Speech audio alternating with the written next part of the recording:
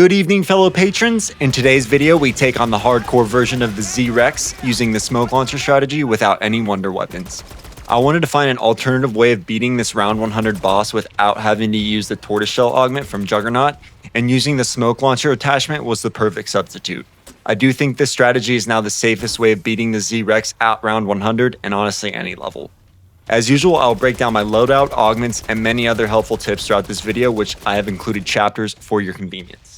Starting out with the first gun in my loadout, I equipped this SWAT's 5.56 GRAU conversion kit with the smoke launcher. I honestly forgot all about this conversion kit and rediscovered it when I was looking for a gun to take on hardcore Richthofen.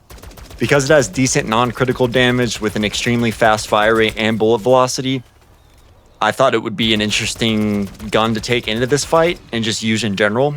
When I equipped the steady aim laser on this gun, the hipfire spread on the gun has a max of 3.15 degrees, which is extremely tight.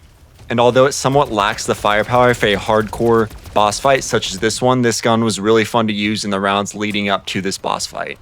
I would definitely recommend this build for just regular rounds if you're looking for a refreshing hipfire build. I was actually not planning to use the DM10 in this match, and I was planning to go into this boss fight with the Wunderwaffe and SWAT GRAU conversion. However, upon loading in on round 104, the zombies were on me in a hurry and I had to flee into the armory to avoid going down. I then opened the locker and was gifted the DM10.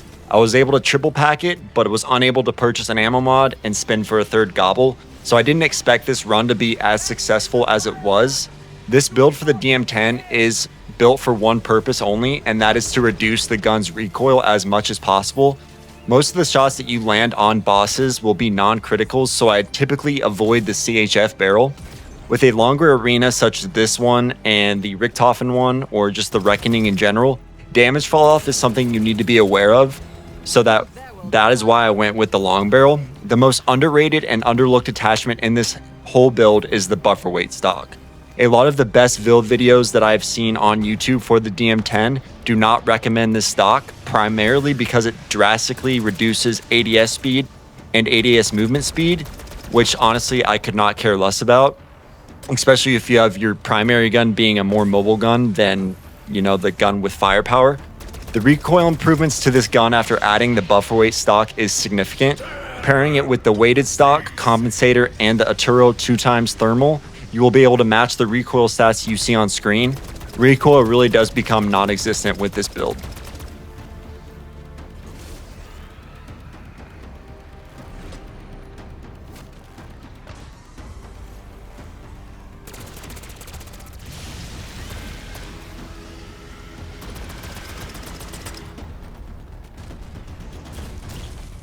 Administering Sim.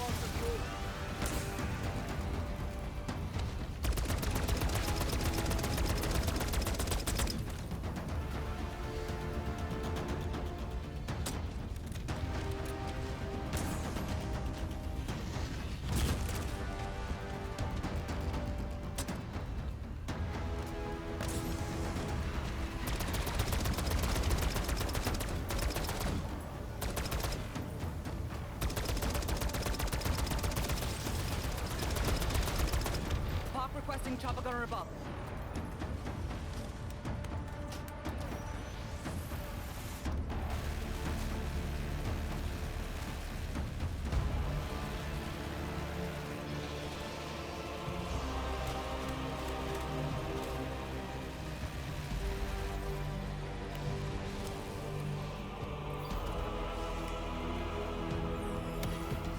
Oh, now that is unexpectedly meaty.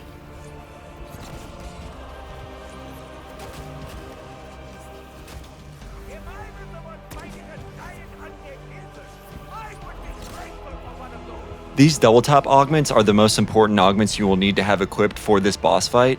My experience with double or nothing up until this point has been extremely minimal, as I've been worried about dealing 0 damage with my guns. Based off of the description of the augment, it reads as if you will not be dealing any additional damage with double or nothing.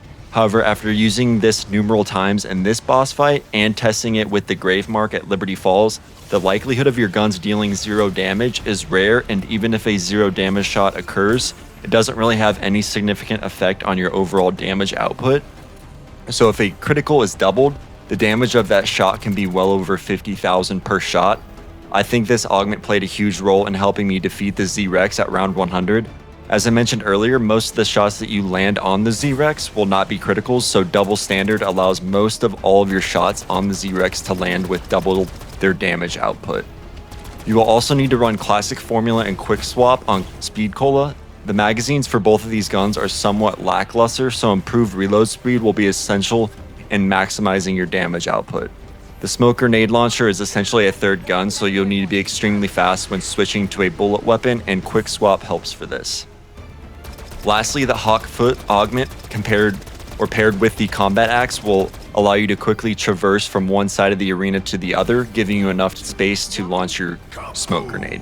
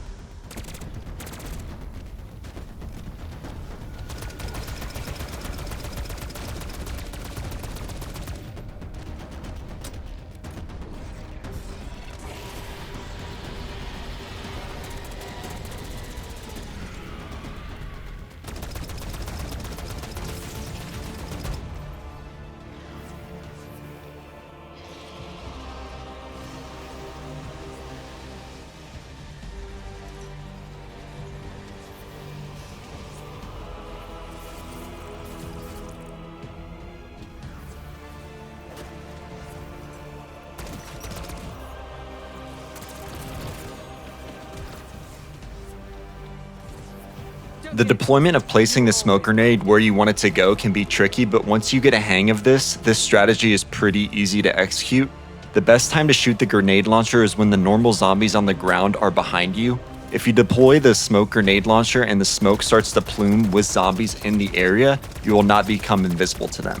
You will need to make sure you have plenty of real estate in front of you to fire the smoke grenade if you want to be effective at becoming hidden.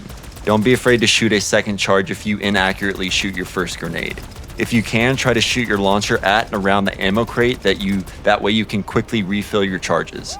If you successfully are able to hide within the smoke of your grenade launcher, all of the zombies and Z-Rex will start running to the other side of the map. This will allow you to fire an additional charge near where you currently are, which ultimately allows you to stay hidden for longer, thus increasing your damage output.